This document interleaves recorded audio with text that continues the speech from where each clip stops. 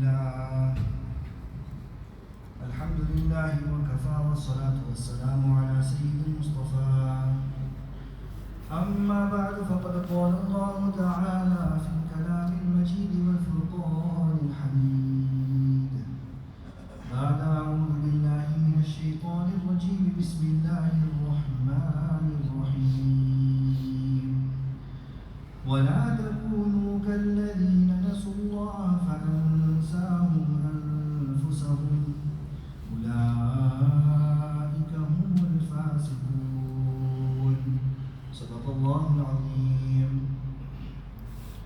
وقد قال رسول الله صلى الله عليه وسلم الكيس من دان نفسه وعمل لما بعد الموت كما قال عليه الصلاة والسلام. My most respected elders and brothers, firstly we should thank Allah subhanahu wa ta'ala for this great opportunity, for allowing us to witness yet another Jumu'ah. Allah subhanahu wa ta'ala has definitely blessed us, as we see in the hadith of Rasulullah sallallahu alayhi wa sallam, where he says, إِنَّ اللَّهَ تَبَارَكَ وَتَعَالَى لَيْسَ بِتَارِكٍ أَحَدًا مِنَ الْمُسْلِمِينَ يَوْمَ الْجُمُعَةِ إِلَّا غَفَرَ لَهُ. That indeed Allah subhanahu wa ta'ala does not leave a single Muslim on the day of Jumu'ah except that He forgives him. May Allah subhanahu wa ta'ala make us from amongst those people who are forgiven on this day and who are granted maghfirah and entrance into Jannah. Each and every one of us have been put in this world, and we have been put in this world for one reason, and that is to test us. Allah subhanahu wa ta'ala says in the Quran Sharif, وَمَا خَلَقْتُ الْجِنَّ وَالْإِنسِ إِلَّا لِيَعْبُدُونَ. That Allah subhanahu wa ta'ala has only created jinnat and insan, humankind, so that they may worship Him. And this test that we are going through, it has a duration. But each person's duration is different from the next. Some people, the duration of their test in this world is 40 years, some 50 years, some even younger than that. May Allah subhanahu wa ta'ala grant us all long life we have. And if we look at time, time is the ni'mah that Allah subhanahu wa ta'ala has given us, because we need to use this time or this duration in this world in order to gain the favor of Allah subhanahu wa ta'ala, in order to gain the akhirah, in order to gain Jannah. And if we look at time from a movement point of view, then we will see that unlike other movements, time's movement is not forward, time's movement is backwards. Time does not progress, time retrogresses. And we understand this from the hadith from the saying of Hassan Basri. Imam Hassan Basri rahimahullah was a great tabi'i. He explains, he says, Ya ibn Adam, O son of Adam, O mankind, innama anta ayyam. Indeed you are comprised of only a few days. ذهب يوم ذهب بعدك. Very simply and very beautifully he puts it. He says that when a day passes, then part of you, a portion of your life also passes. And from this we understand, my dear brothers, that as we go through life, our duration, our time in this world, in order to gain the favor of Allah subhanahu wa ta'ala, is becoming smaller and smaller. With each hour, with each minute, with each moment in this world, our time to earn the favor of Allah subhanahu wa ta'ala is getting lower and lower. Hazrat Ali radiallahu anhu, he mentions, إِرْتَحَلَتِ الدُّنْيَا مُدْبِرَةً. That this dunya, this world, is moving away. وَارْتَحَلَتِ الْآخِرَةِ مُقْبِلَةً. And the akhirah, the hereafter, is approaching, it's coming towards you. وَلِكُلِّ وَاحِدَةٍ مِّنْهُمَا بَنُونَ. And each one of them, meaning the dunya and the akhirah, they have offspring.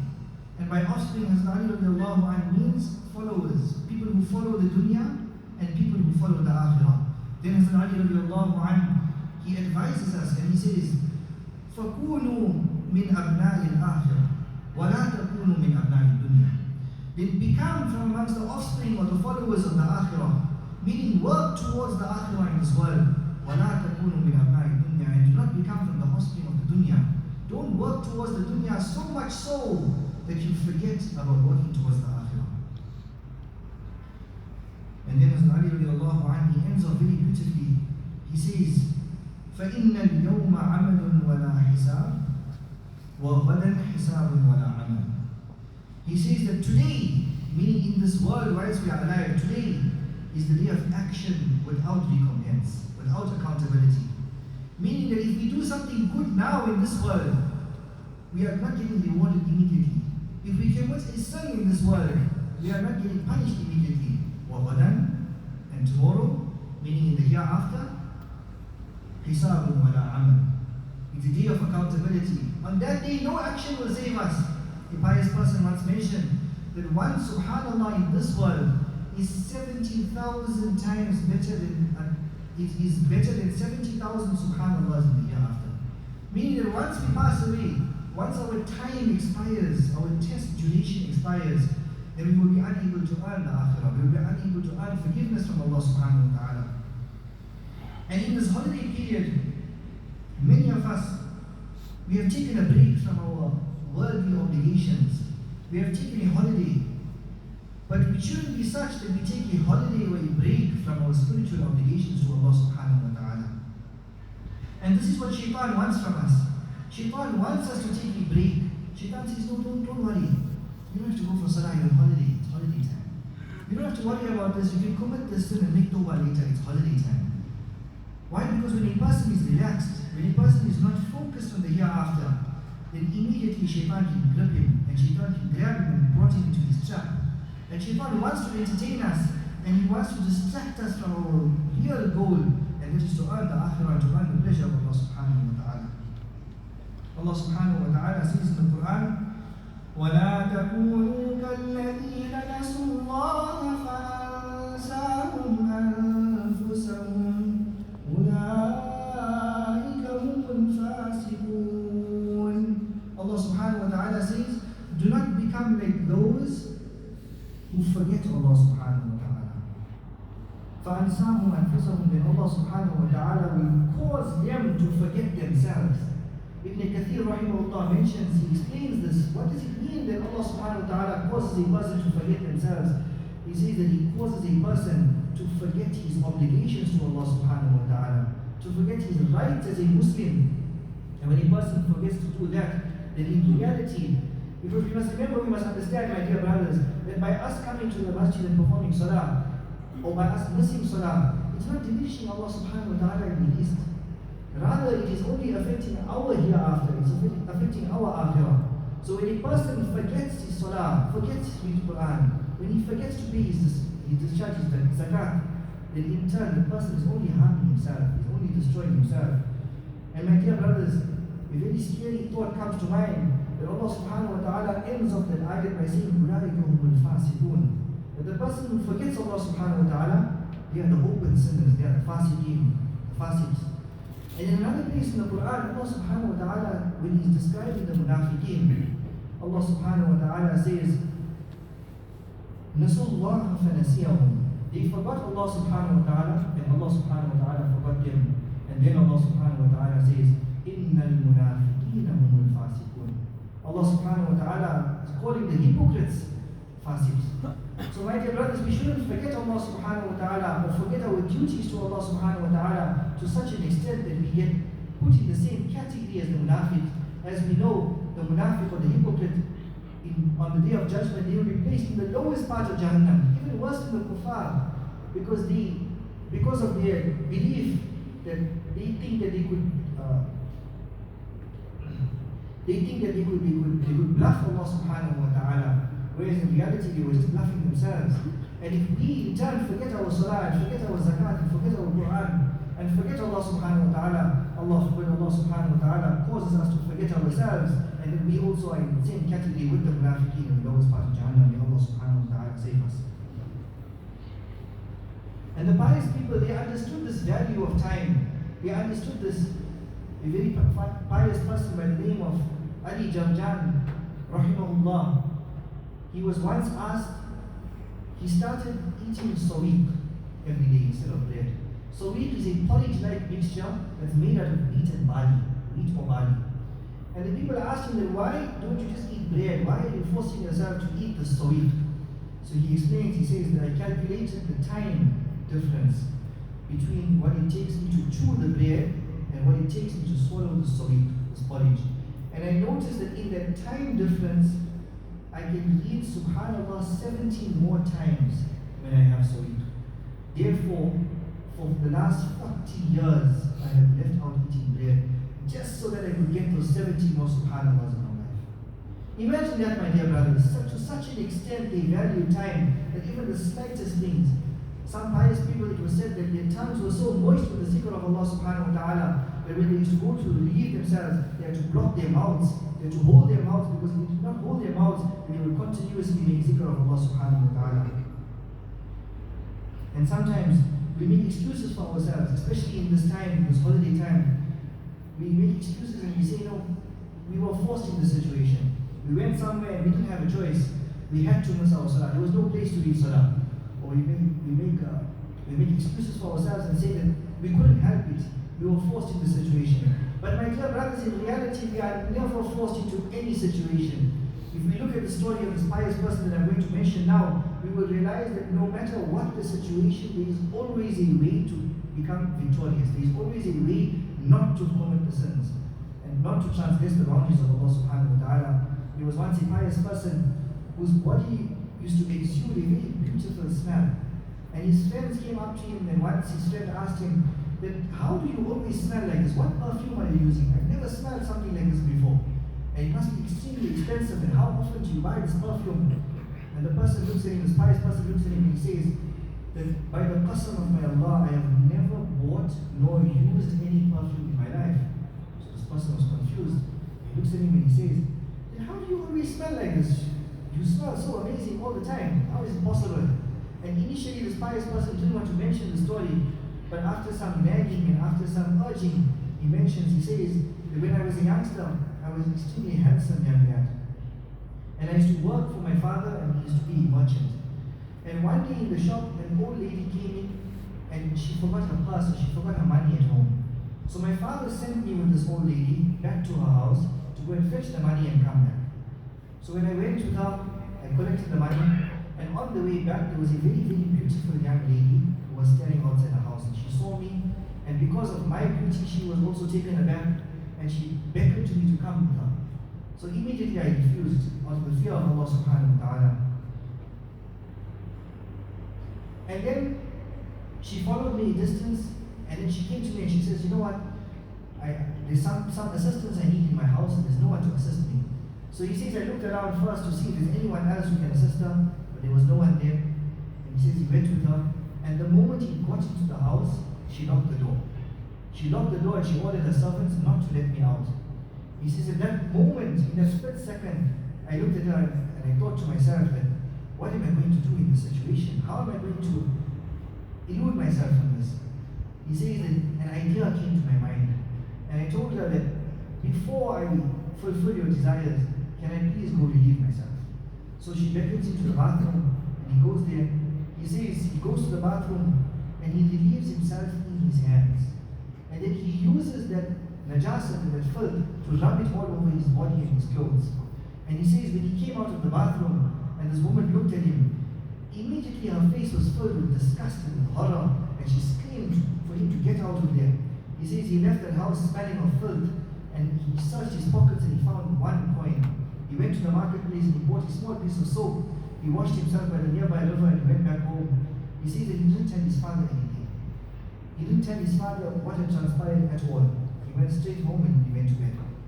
He said that night in a dream, he saw a very handsome person who was smelling very beautifully, and he came up to him. And this person asked him, who are you? Why are you coming towards me? Who are you? And this handsome person, he says that I am Jibreel alayhi salatu wasalam. And Allah subhanahu wa ta'ala has sent me to give you glad tidings of Jannah. And He has also sent me to give you this gift of perfume from your Jannah, because of the extent that you went to today in staying away from sin and from fulfilling the commands of Allah subhanahu wa ta'ala. He then says that Jibreel alayhi salatu wasalam, he passed his hands over my face and my body, and when I got up, I had the smell emanating from my body, and since then I have never touched a perfume. Imagine that, my dear brothers. Such was his effort to stay away from that sin, that he covered himself in filth, and Allah subhanahu wa ta'ala covered his body in for the rest of his life with the perfumes of Jannah. May Allah subhanahu wa ta'ala give us a taste of that. The ulama give a good explanation of how this world can be an example for us, living through this world can be an example for us. And the explanation or the example is that of a group of friends who went to a city. And when they went to the city, then they decided to stay at the tallest building. They wanted to treat themselves. So they went to the tallest building and they requested a penthouse suite.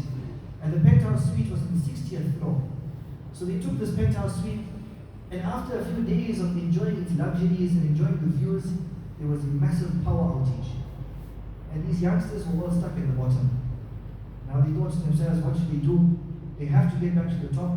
So they decided to walk up the stairs, up these 60 floors, and to pass the time or to distract themselves from this walking, they would engage in a conversation. So as they were going up for the first 20 floors, they discussed their childhood memories, the good days when they were young and they had no responsibilities, and how much fun they had. For the second 20 floors, they discussed their careers and their ambitions and all the goals that they had sought to achieve and had achieved already. And for the last 20 floors, they reminisced about the good days. They thought about how they would retire and how they would relax now. And they also regretted, or they spoke a bit about the regret that they had for all those things that they missed in this world, all those dunyawi things that they missed in this world. And eventually, whilst they were talking, they reached the 60th floor. And when they got to the 60th floor, they were elated, they were joyful, they were excited because it took a very long time to get up there. And when they got to their door, they realized that they had left their key in the lobby downstairs. Imagine the fear, imagine the pain that went through their bodies and their hearts at that point, my dear brothers. That they were unable to enter and they had to go all the way back down and come all the way back up. And just like that, my dear brothers, even though it's light-hearted, we can take a message from this. And this message is that Hazrat Abu Hurairah radiallahu anhu, he mentions a hadith of Rasulullah sallallahu alayhi wa sallam. Rasulullah sallallahu alayhi wa sallam says, أَعْمَارُ أُمَّتِي بَيْنَ السِّتِّينَ إِلَى السَّبْعِينَ. That the average lifespan of the people of my ummah is between 60 and 70 years old. وَأَقَلُّهُمْ يَجُوزُ ذَلِكَ. And very few from amongst them will reach more than that, will exceed 70 years old. And from this, my dear brothers, we understand this metaphoric example of climbing up 60 stairs. We spend our first 20 years of our life in childhood and youth and enjoying and learning and playing. And the second 20 years we spend in building a life in marriage, with our businesses, with our careers. And we don't realize that the time is passing. And if we reach the next 20 years of our life, then we retire and we spend our days relaxing and enjoying and reminiscing about the past. And then, my dear brothers, it mustn't be such that on the 60th floor, meaning on the day that we pass away and we have to meet Allah subhanahu wa ta'ala, we realize that we've forgotten our key. We don't have what it takes to enter Jannah. We have not earned anything for the Akhirah. We have not invested in our Jannah. We have not thought about our Jannah before, and therefore we can't enter. What will we do in that situation, my dear brothers? May Allah subhanahu wa ta'ala save us. A very great alim mentions a very good example, very beautiful example. He says that a father who has left his son with millions in his bank account, but he has not taught him the value of 2 rakats of nafil salah, then by the qasam of my Allah, he has left his son bankrupt. And wallahi, my dear brothers, if we think about this, then it is not only us that we need to instill this purpose in our lives, but it's also our offspring. We need to ensure that they are aware of what their purpose in this life is for, and that is to worship Allah subhanahu wa ta'ala, to stay away from sins and to earn the Jannah and to earn the happiness of Allah subhanahu wa ta'ala. We shouldn't let this dunya seep into our hearts. This world, we shouldn't let it seep into our hearts.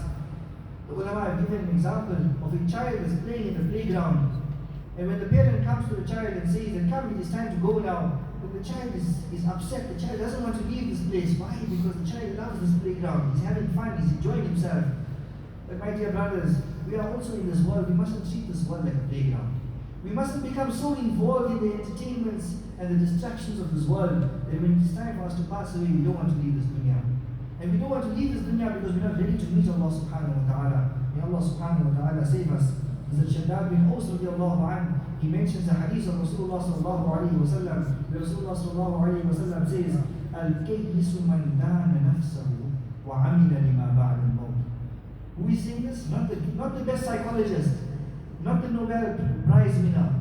Nabi sallallahu alayhi wa sallam is saying, the most intelligent person on the face of this earth is that person, man dana nafsahu. He controls his nafs. He doesn't let himself get distracted by this world. He doesn't let the dunya seep into his heart. On that, a good example comes to mind. The ulama say that we take the example of a ship. If we are using a ship to get from point A to point B, then as long as no water enters that ship, the ship will be able to sail perfectly. And if we are too scared of the water entering the ship and we decide to use the ship on land, we will never be able to sail on land because the ship needs this water. Just like that, the ship is our heart. Our heart is the ship, and the sea is the dunya, this world. And we need to sail through this dunya, we need to live through this dunya in order to reach our destination, which is Jannah. And so long as the dunya does not enter our hearts, so long as the worldly pleasures do not enter our hearts, we will be able to sail through without any issues. But the moment it enters into our hearts, we will sink and we will be unable to reach Jannah. Getting back to the hadith of Shaddad bin Aus radiallahu anhu, where Rasulullah sallallahu alayhi wa sallam says, Al-kayyisu man dana nafsahu wa amila lima ba'da al-maut. That person who controls his nafs, the most intelligent person is that person who controls his nafs, is able to ward away distractions. He knows his focus. Yes, he enjoys this world. He enjoys the ni'mats and the bounties that Allah subhanahu wa ta'ala has given us in this world. Yet he does not let it distract him to such an extent that he transgresses the laws of Allah subhanahu wa ta'ala, that he commits sins, that he earns the anger of Allah subhanahu wa ta'ala. وَعَمِلَ لِمَا بَعْدَ الْمَوْتِ. And at each given moment, he's planning, he's doing actions that won't just benefit him in this world, but will also benefit him in the hereafter. A good businessman, a good person in business is a person who can save up, but not just save up, a person who can invest so that he can earn more later. And just like that, my dear brothers, the same rule applies for the hereafter. A person who invests in good deeds in this world for the hereafter, Allah subhanahu wa ta'ala will reward him greatly in the hereafter when his time comes. And we will conclude with the hadith of Anas bin Malik radiallahu anhu, where he gives a story, or he gives an incident of a sahabi, of a man who came to Rasulullah sallallahu alayhi wa sallam, and he says, O Nabi of Allah sallallahu alayhi wa sallam, I wish to start my orchard in a certain place, yet the owner of that certain date palm doesn't want to sell to me. Can you please speak to him? So Nabi of Allah sallallahu alayhi wa sallam goes to this person was a Muslim, and he says that, oh so and so, can you please sell us this date palm? We will take this date palm in exchange for a date palm in Jannah. And the owner refuses. For whatever reason he refuses, and he doesn't want to make this bargain. And at that time, Hazrat Abu Darda radiallahu anhu, not Abu Darda radiallahu anhu, these are two different sahabis. Hazrat Abu Darda radiallahu anhu, he was overhearing this, and he approached the owner of this tree quietly, and he says, listen to me, I own a very massive orchard. The person looks at him and he says, I know your orchard. The orchard of Abu Darda, I know it very well, it's a very famous orchard. So Abu Darda says to him that I will sell you my entire orchard for this one date palm. For this one date palm, I'll give you my entire orchard. Obviously this person, he may have been stubborn, but he was not stupid, he was not foolish. So he says, yes, definitely, take this date palm. And as Abu Darda radiallahu anhu, he goes to Nabi of Allah sallallahu alayhi wa sallam, and he says, oh Nabi of Allah sallallahu alayhi wa sallam, I have purchased this date palm for my orchard. And now I am giving this date palm to you so that you may give it to this person. And Rasulullah sallallahu alayhi wa sallam was so elated by this that he mentioned the hadith that a few times he mentions, كم من عتق رداح لأبي دحدة في الجنة. كم من عتق رداح لأبي دحدة في الجنة. That how many beautiful, how many fully laden date palms are for Abu Dahda in Jannah, belong to Abu Dahda in Jannah. And then Abu Dahda radiallahu anhu, he goes to his wife who was sitting in that very orchard, and he tells her that, oh my wife, leave, come out from this date orchard, because I have sold it. And she looks at him and she knows the value of this date palm, this orchard. So she says, what have you sold it for? What can be of equivalent value? And he tells her that I have sold it for one date palm in Jannah. For one date palm in Jannah. And look at the reply of the Sahabiya woman Subhanallah, when we look at this reply, then we realize what yaqeen they had, what conviction they had in the words of Nabi sallallahu alayhi wa sallam. She looks at him and she says, قَدْ رَبِحَتِ الْبَيْءِ قَدْ رَبِحَتِ الْبَيْء. What a wonderful transaction, what a beautiful deal. How you have struck gold for us, Abu Dahda. This is the yaqeen that she had. And they left. And eventually this fortune was given to that person, and that date palm was given to this person. May Allah subhanahu wa ta'ala give us the same yaqeen that Sahabi had, and that the Sahaba had. And my dear brothers, let us also remember that we shouldn't get involved so much in the dunya that we neglect our akhirah, or we neglect to fulfill the obligations to Allah subhanahu wa ta'ala. And my dear brothers, we should also make dua that Allah subhanahu wa ta'ala let us not forget Him, so that He forgets us and we are put in the same category of the munafiqeen. May Allah subhanahu wa ta'ala save us from hypocrisy. May Allah subhanahu wa ta'ala keep us steadfast in our goals to attain Jannah. Wa akhiru da'wahum.